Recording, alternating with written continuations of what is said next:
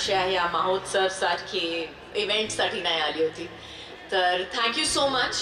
मी खूप आभारी आहे मिस्टर गडकरीची की तुम्ही मला सगळे इतक्या प्रेमाने आणि इतक्या सन्मानाने मला बोलवलंय आणि मला इतकं प्रेम आणि इतके सारे चांगले चांगले शब्द बोललेत माझ्याबद्दल की कॉन्ग्रेचुलेशंस.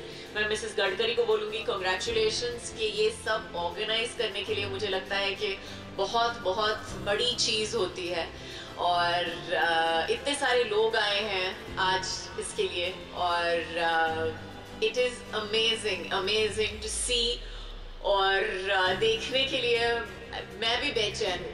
तो थँक्यू सो मच. तर मी या क्षेत्रामध्ये आपल्या सगळ्यांच्या आशीर्वादाने तिसऱ्यांदा खासदार म्हणून निवडून आलो. तेव्हा नागपूर शहरामध्ये रस्ते, पाणी, वीज, दळणवळणाची साधनं, इंडस्ट्री, विकास, रोजगार ही सगळी तर माझी जबाबदारी आहेच.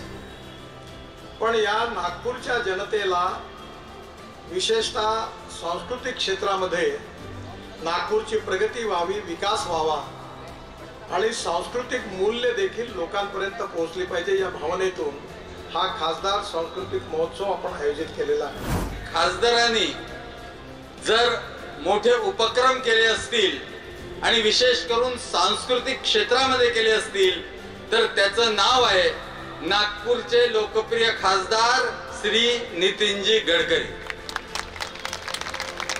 आज नितीनजींपासून प्रेरणा घेऊन साऱ्या देशामध्ये खासदारांना सांस्कृतिक महोत्सव आयोजित करावा अशा पद्धतीच्या सूचना आदरणीय प्रधानमंत्री नरेंद्रजी मोदींनी दिल्या.